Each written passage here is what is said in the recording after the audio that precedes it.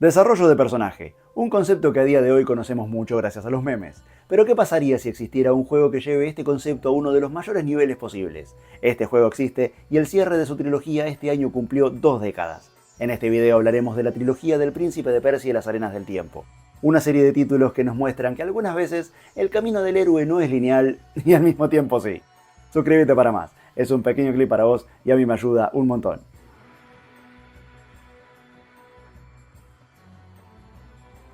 Hola gente, ¿cómo les va? Filosófica la intro, ¿no? Y bueno, la temática de viajes en el tiempo me puede. En especial cuando tiene giros de guión tan potentes como para generar intensos efectos mariposa, como es el caso de la trilogía del tiempo del Príncipe de Persia. Juegos de esos que crecen con vos, pero que si te dejas llevar por su historia y significado, al mismo tiempo también vos creces con ellos. El primero es un plataformero común, y lo ponemos entre comillas porque de común no tiene nada, por lo que veremos en breve, y por ser las puertas al resto de la saga. El segundo es más agresivo, una lucha por cambiar el destino. Y el tercero es un viaje profundo, una batalla interna por ese valioso aprendizaje que libere tu verdadera identidad. ¿Qué podemos decir de su desarrolladora que no sepamos a día de hoy? Ubisoft, empresa en la que nacieron Rayman, mi primer juego de ellos y de cuya trilogía obviamente hablaré en otro video, Assassin's Creed y Beyond Good and Evil, entre otros, lanzó los juegos que componen la saga del Príncipe de Persia y las Arenas del Tiempo con tan solo un año de diferencia en 2003, 2004 y 2005 sin dañar la saga. Y no estoy diciendo esto en referencia a los errores y bugs en sus juegos actuales, porque a decir verdad, al menos para la fecha de publicado este video, no tengo experiencia con ellos y no puedo emitir un juicio propio. Lo digo como una situación general en la que considero que un año para hacer un buen juego es muy poco tiempo, como varias empresas con varias IPs lo han demostrado en los últimos años al funcionar a base de apurones. Ponele que, aunque igualmente fue un cierre digno para la trilogía, algo se notó el apuro que tuvieron para hacer el 3. Pero, tiempo al tiempo, y empecemos con el primero. En El Príncipe de Persia, las Arenas del Tiempo, conocemos a un joven que se presenta simplemente como el hijo del rey Sharaman, y a quien desde ahora y para siempre únicamente conoceremos como el Príncipe. El protagonista de esta historia es también su narrador, quien nos la cuenta mientras pasa como si ya hubiera tenido lugar. El rey de Persia, habiendo hecho previamente un pacto con el visir enemigo para facilitarle las cosas en la entrada a una ciudad de la India, la invade en busca de los tesoros del Maharaja, y el príncipe se propone ser el primero en llegar a la cámara donde estos se encuentran. Eventualmente encuentra la daga del tiempo y regresa rápidamente para presentarla a su padre y así ganarse su favor luego de la que sería la primera batalla del joven príncipe. En su pacto con el visir, este había solicitado el derecho de quedarse con lo que quisiera de la cámara del Maharaja. El objeto resultó ser la daga que ahora pertenecía al príncipe, y el rey le dice que no le negará a su hijo un souvenir de su primera batalla, que puede elegir cualquier otra cosa, a excepción también del reloj, ya que planea darlo como regalo al sultán de Assad, un reino aliado, como símbolo de su deseo por una amistad tan duradera como el tiempo mismo.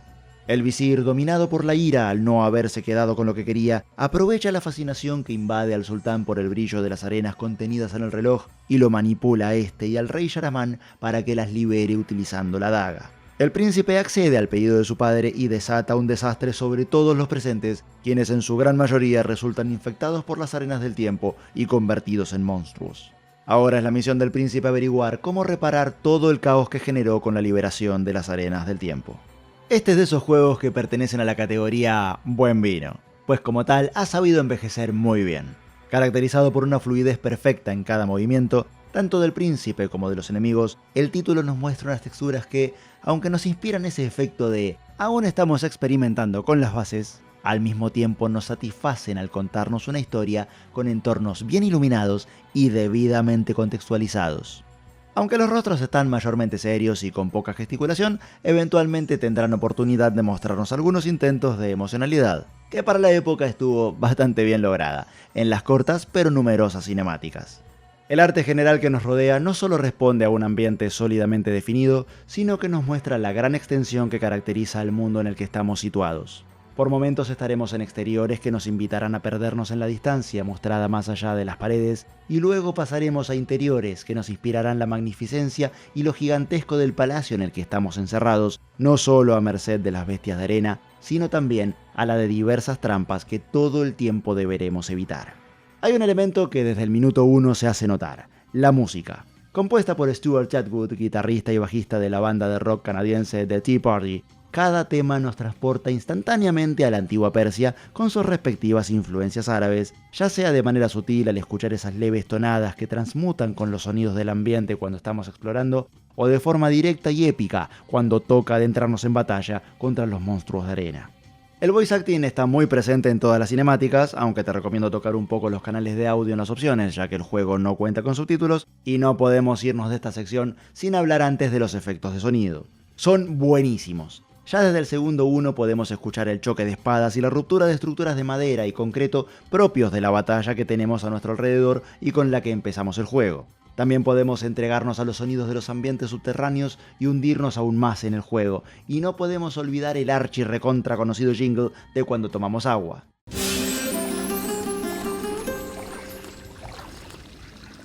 Y un párrafo muy aparte, merecen esas voces que escuchamos al beber de las fuentes mágicas y al tener esas visiones que no solo nos muestran el futuro, sino que también sirven de pistas sobre por dónde debemos ir y qué debemos hacer.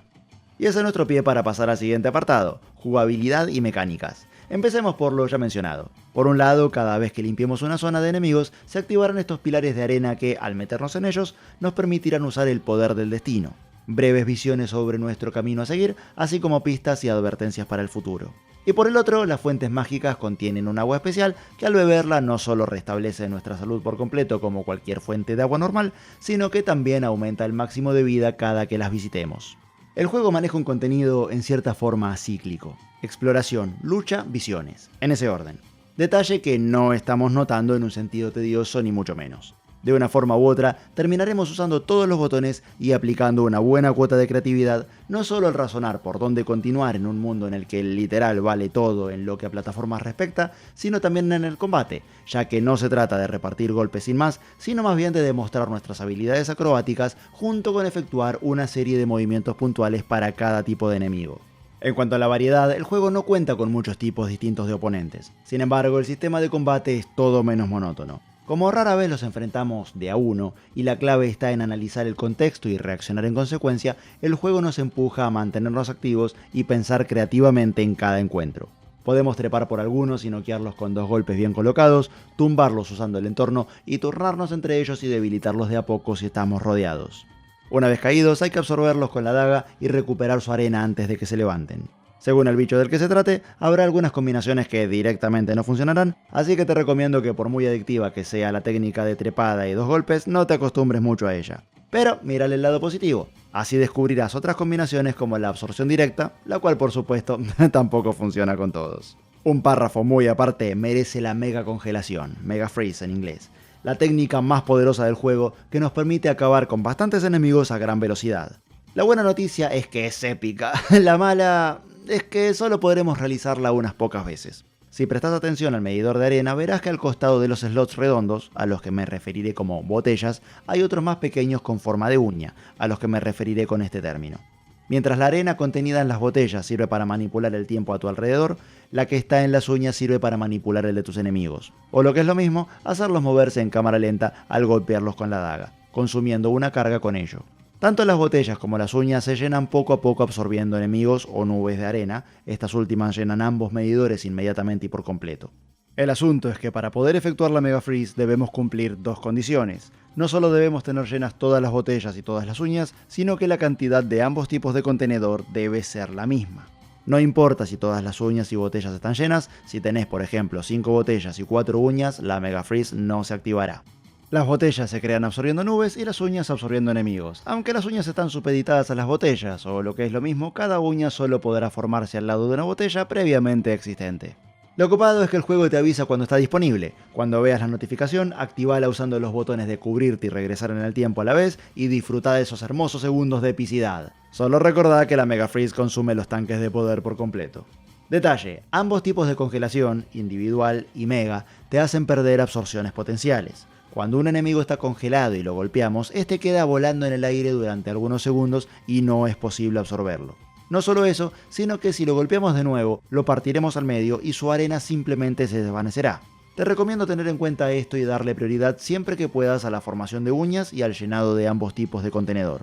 Una buena idea es dejar sin finiquitar a los golpeados con la congelación común y dejarlos caer lentamente, así cuando se les termina el efecto tenés algunas recuperaciones fáciles. Luego del combate y su subsiguiente visión, debemos retomar la exploración y, como dije hace unos segundos, el palacio está repleto de trampas y está en gran manera hecho de puzzles. Todo el tiempo estaremos saltando de pilar en pilar, haciendo equilibrio sobre bordes empinados y corriendo por las paredes como si los que vivían aquí no supieran lo que son las puertas. También hay dispuestos por todos lados switches y palancas que no solo activarán mecanismos como cualquier otro juego, sino que directamente cambiarán el layout completo de la zona, generando puentes, caminos y pasadizos donde antes literalmente no había nada. Lo repetimos, el mundo es gigante, pero también es lineal, rara vez repetirás una zona. Sin embargo, eso no nos molesta para nada. Cada área que atravesamos es extensa, está cuidadosamente diseñada y resulta satisfactoria por sí sola al resolverla a base de exploración y acrobacias. Me agrada el backtracking, pero cada tanto también me gusta relajarme en títulos en los que a lo hack and slash cada lugar cumple su cometido y a otra cosa mariposa. Eventualmente nos encontraremos con Farah, la hija del Maharaja, con quien compartiremos la aventura a regañadientes al principio. Varios serán los momentos en los que tendremos que colaborar para resolver puzzles y avanzar en el palacio. Aunque solo la daga puede finiquitar a los monstruos de arena y, de hecho, la mayoría de los combates los realizaremos en solitario, en algunos de ellos contaremos con su asistencia a la distancia. Pero cuidado, ella también puede recibir daño y varias batallas la harán integrarse al campo. Si su barra de vida representada por un arco rojo a la derecha llega a 0, será Game Over. Así que cuida la arena, tal vez necesites revertir el tiempo por Farah de vez en cuando. Si bien es raro que pase, a veces podremos recibir algún que otro flechazo de su parte. Se nota que los chicos de Ubisoft pensaron en esta posibilidad, ya que cuando esto pase la escucharemos a Farah decir "lo siento" en un tono algo sarcástico. Después de todo, no debemos olvidar que nuestro padre atacó el reino del suyo, así que podemos creer un poco de sin querer queriendo de su parte. Y por si no quedó claro, andate con ojo y mira bien tus alrededores. Los accesos a las fuentes mágicas están ocultos tras algunas paredes, y aunque su sonido te puede indicar dónde hay nubes de arena, no todas están de camino a tus objetivos principales. Aunque el control está más que aprovechado con las mecánicas que nos ofrece el juego en lo que a movernos con el príncipe respecta, no hay habilidades nuevas que aprender a excepción de los poderes de la daga del tiempo, y cada espada, mejor que la anterior, está guionada y es imposible perderla. La clave está en ser creativos con las técnicas nativas del príncipe, tanto en combate como durante la exploración, y eso es justamente lo que nos hace engancharnos en esta trilogía. Pasamos directamente al siguiente juego de la historia, El Príncipe de Persia, el alma del guerrero. 7 años han pasado desde los eventos del juego anterior y una temible bestia, el Dahaka, quiere eliminarnos de la faz de la Tierra. Se trata del guardián de la línea de tiempo quien tiene la misión de asegurar que todo evento que estuviera escrito en ella resulte tal y como fue predestinado. La profecía dictaba que quien liberara las arenas del tiempo debía morir. Esa persona resultó ser el príncipe, pero en lugar de perecer ante estos eventos predestinados, utilizó el propio poder de las arenas para volver todo a como estaba previo a la invasión de su padre. Esto lo convierte en una anomalía temporal, una que el Dahaka debe borrar para que la historia siga su curso pautado. Un sabio le cuenta sobre la existencia de la Isla del Tiempo, el lugar donde fueron creadas las arenas. Con este conocimiento en su poder, zarpa hacia dicha isla con la idea de impedir la creación de las arenas del tiempo y así borrar cualquier asunto que el Dahaka pudiera tener con él. Primeramente nos encontramos con una mejora notable en lo que a gráficos respecta, y no hablamos solo del pulido técnico en polígonos o texturas, eso es básico, hablamos del cambio drástico en la estética. El primer juego nos presentaba un mundo luminoso, vibrante, casi onírico, que nos invitaba a explorar más allá de sus límites, como reflejo de un joven príncipe que apenas empieza a descubrir el mundo con ansias de aventura y reconocimiento, todavía con todo por delante. En cambio, en esta secuela, todo está envuelto en sombras, con entornos más cerrados y una atmósfera opresiva que transmite una soledad constante. Es el reflejo de un príncipe que ha madurado a la fuerza, marcado por la desesperación y perseguido por el tiempo, que ahora debe enfrentarse solo a su destino, sin aliados, sin guías. La música acompaña elegantemente en este aspecto. De forma subyacente, seguimos escuchando notas y compases basados en la cultura árabe y persa, las cuales nos remiten a las raíces del príncipe mientras suenan con altibajos que comunican ambas caras de su mundo, tanto la que lo vio partir quizá con algo de nostalgia, como la que espera poder volver a ver en paz una vez completada su misión. Sin embargo, el protagonismo ahora se lo llevan esas guitarras eléctricas, que suenan durante las peleas simbolizando su furia y determinación, junto a las baterías que refuerzan la imagen de las impenetrables defensas de un príncipe que literalmente no tiene más nada que perder contra un Dahaka que lo sigue incansablemente para borrarlo del tiempo. En cuanto al voice acting, sigue siendo sólido y ahora es más fácil seguir los diálogos gracias al agregado de subtítulos. El actor de doblaje del príncipe fue reemplazado tanto en español como en inglés entre el primer juego y este, pero no hay drama. Como actor de doblaje y conocedor del tema, creo que hay solo dos motivos válidos para hacer esto: por fallecimiento del actor anterior o por un salto importante en la etapa de vida del personaje entre niño, joven, adulto o anciano. Y en este caso se cumple la segunda condición, ya que pasaron 7 años y el protagonista dejó de ser un adolescente inexperto y ahora es un guerrero con todas las letras.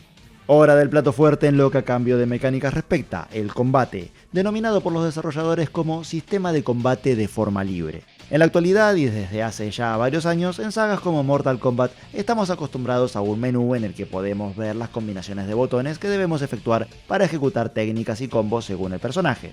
Permiso, pero antes llegaron ejemplos como el que nos compete el día de hoy. Y es que en Prince of Persia Warrior Within podemos entrar en cualquier momento al menú de pausa y desde él checar las decenas de técnicas a una o dos espadas que tenemos a nuestra disposición, tales como las del juego anterior utilizando el entorno, a veces de forma un poco más literal, o acabar con varios enemigos a la vez utilizando la ahora mejorada agilidad del príncipe. Los enemigos serán más duros e inteligentes que antes e irán evolucionando en ambas capacidades a medida que avancemos, así que harás bien en desplegar cuanta creatividad puedas con cuanta técnica logres recordar y concatenar.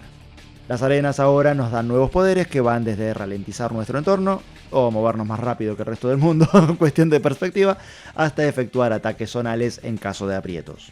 Esta vez tendremos menos slots para acumularla, pero también se vuelve un recurso abundante al utilizarla mucho más, no solo para volver de situaciones mortales, posibilidad que esta vez aumentará dramáticamente, sino también para resolver puzzles. Tanto la obtención de habilidades nuevas como la apertura de los demás slots para guardar arena se desbloquean al activar y utilizar los portales con los que viajaremos varias veces entre ambas eras para superar los puzzles y escapar del Dahaka. Porque sí, aunque lamentablemente son pocas para mi gusto, ya que son escenas fugaces, intensas y muy bien musicalizadas, hay algunas secuencias de escape en las que tendrás que correr como si no hubiera un mañana para que no te atrape esa cosa. Si te alcanza, game over. Pasando a los coleccionables hay 3 tipos, 2 opcionales y 1 semi-obligatorio. Y lo decimos así porque en realidad no son requeridos para pasar el juego. Comenzando con estos últimos, se trata de los... Ok, estas cosas no tienen nombre oficial, así que yo les digo sellos. Mecanismos que reemplazan a las fuentes mágicas del juego anterior. Si bien siguen estando algo ocultos, su principal dificultad radica en las trampas que debemos sortear hasta llegar a ellos. Su rol sigue siendo el de aumentar tu barra de vida cada que encuentres uno, pero si logras llegar a todos, tu recompensa será desbloquear la posibilidad de ver el ending verdadero. En cuanto a los coleccionables opcionales, en primer lugar tenemos unos cofres especiales que al romperlos te dan acceso al concept art del juego. Unas imágenes muy copadas con las ideas originales en las que se basaron para el desarrollo. Una recompensa muy común en los juegos de la época y que un servidor aprecia mucho cuando está presente. ¿Qué puedo decir? Lo hecho a mano también me puede. En segundo lugar tenemos que hablar de las armas secundarias, pues a partir de esta segunda entrega al sistema de armas principales, que como en el primer juego se van reemplazando conforme encontramos otras más poderosas, se suman unas de menor poder que pueden obtenerse como drops de los enemigos o al romper racks del escenario. Hay que tener en cuenta que se desgastan con el uso hasta romperse, así que lo mejor es lanzarlas antes, a los enemigos mismos si estás en batalla, y luego recoger otra. Es en este punto donde entran las armas secretas, unos coleccionables ocultos que, además de tener stats especiales y pequeñas penalizaciones, no se gastan y las puedes conservar durante todo el juego. A menos claro que las lances al cansarte de ellas, pero son únicas en su tipo, así que aplica criterio al hacerlo. A diferencia del primer juego, esta vez el recorrido ya no es tan lineal y tenemos acceso a un mapa que, aunque resulta ser extremadamente básico y meramente representativo, al menos sirve para darnos una idea de a dónde debemos dirigirnos. Si bien hay zonas clave que solo visitaremos una vez, los caminos que las conectan pueden repetirse en distintas secciones, sin contar que algunos trayectos son solo de ida y otros solo de vuelta. Incluso habrán momentos en los que atravesaremos un lugar en una era y regresaremos por el mismo sitio, pero en otra. Esto será necesario cuando algunas estructuras deban volver a ver mejores épocas, digamos, o todo lo contrario, dejar que se deterioren y colapsen bajo el peso de los años, formando así nuevos accesos. Luego de ir y venir varias veces entre el pasado remoto y el presente, y si hicimos bien las cosas, regresaremos bien acompañados de la Isla del Tiempo a una Babilonia envuelta en llamas. Esto marcará el inicio de la última parte de la trilogía, El Príncipe de Persia, Las Dos Coronas. Para evitar mayores spoilers, solo te diré que el príncipe haya logrado completar su cruzada con éxito ha cambiado dramáticamente el presente y con ello la estabilidad que ostentaba su ciudad natal. Ha sido invadida y muy pronto sabrá por quién y, lo más importante, por qué. Nuevamente te aconsejo tocar un poco los canales de audio del juego. Parece que se tomaron muy en serio el efecto mariposa de los eventos del juego anterior y alguien tuvo la feliz idea de quitar los subtítulos y nuevamente no existen. De paso te recomiendo pasarte por las opciones de video. Este juego cuenta con resolución widescreen nativa, pero dada su época caracterizada por ciertas transiciones, hay que activarla a mano. Detalle. No sé qué pasó con el estudio de doblaje que estuvo a cargo de localizar la trilogía, pero debo decir que les ganaron al original por una decisión artística que tomaron, haya sido de casualidad o a propósito. Resulta que mientras en inglés cambiaron al actor de doblaje del príncipe en World Within para luego volver al mismo que lo grabó en Sands of Time y le dé voz en Two Thrones, en español grabaron la segunda y tercera entrega con el mismo actor. Y esto está bien, pues como dije hace unos momentos pasaron 7 años entre el 1 y el 2, pero tan solo unas semanas, y hacia el futuro entre el 2 y el 3. El príncipe no iba a estar precisamente más joven. Punto para el doblaje español. No sé si solo me pasa a mí, pero siento a los gráficos de esta entrega inferiores en lo que a modelos 3D respecta. Sus cuerpos son demasiado delgados, casi parece que se le vieran los huesos, como si le faltara masa muscular. Es el único título de la trilogía que me da la sensación de que lo apuraron en su desarrollo. No me malinterpreten, los gráficos son más que dignos, pero percibo un cambio en la dirección de arte, uno que no me termina de satisfacer. Los entornos y los efectos lumínicos siguen manteniendo la calidad, así como los sonidos y la música, la cual volvió a un estilo más parecido al del primer juego, y en donde podemos observar una mejora considerable es en la jugabilidad. A las técnicas de combate clásicas hasta este punto se le agregan las muertes veloces. Eliminaciones rápidas a base de sigilo que podemos realizar al avanzar muy lentamente desde atrás hacia un enemigo o manteniéndonos en lugares superiores esperando el momento justo para atacar. Las armas secundarias nos continúan acompañando con su respectivo desgaste, aunque la principal no cambiará, ya que la daga del tiempo regresa a nuestras manos para ocupar este espacio, siendo la única capaz de eliminar a los monstruos de arena de forma definitiva. Aunque esta vez caerán sin más y su arena será absorbida automáticamente como en el juego anterior. Las técnicas a nuestra disposición pueden ser checadas en el menú exactamente igual que antes para ambas identidades del príncipe, y es que muy pronto nos enteraremos de que existe otro yo en su interior, uno que se activará por propia voluntad en diferentes momentos de la trama. En este modo no hay armas secundarias, ya que todas nuestras técnicas son ejecutadas con la daga y la cadena, la vida se consumirá lenta pero constantemente y para restaurarla debemos absorber arena de forma continua.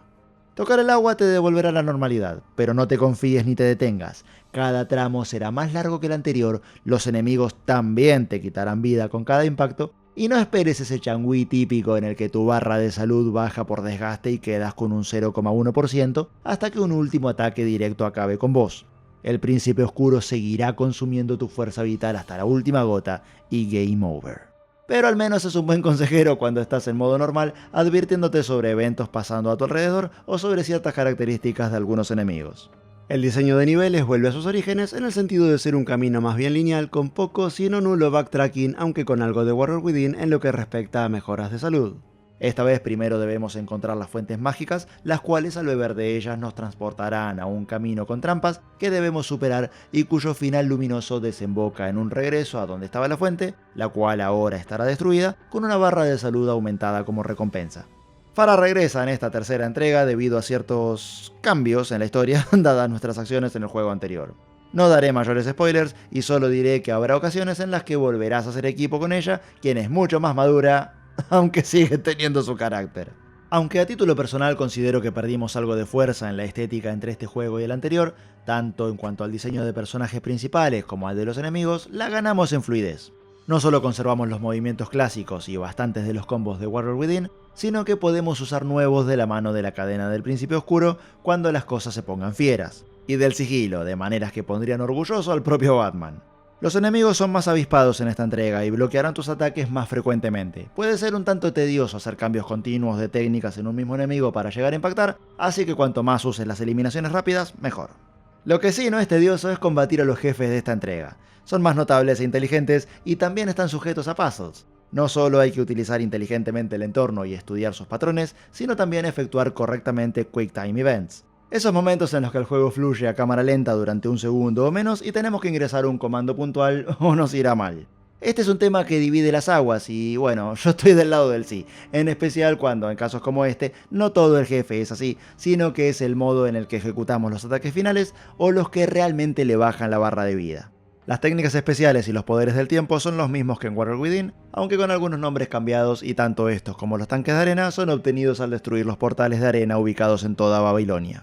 Los concept art desbloqueables regresan, pero esta vez en lugar de obtenerlos directamente al romper cofres, obtendremos de su interior créditos de arena, los cuales también se obtienen al destruir algunos portales. Al ir obteniendo estos créditos, de a poco se irán desbloqueando los contenidos extras del juego automáticamente.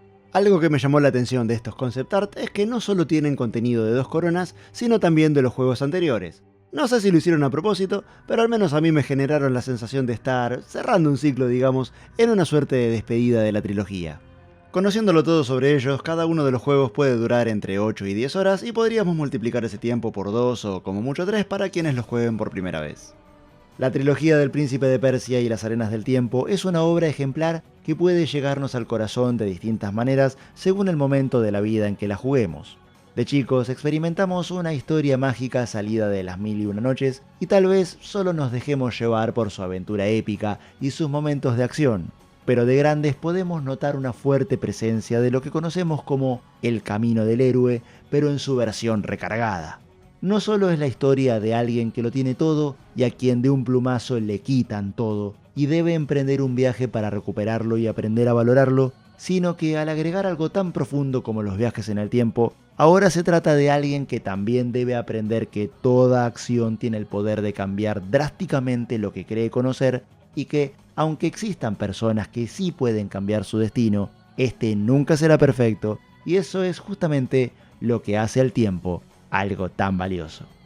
Y hasta acá llegamos con el video de hoy, ahora les toca a ustedes y para eso están los comentarios. Si tienen algún dato extra o alguna sugerencia de juego o tema de video que les interese, láncelot. Gracias por la visita, gracias por mirar. ¡Chau!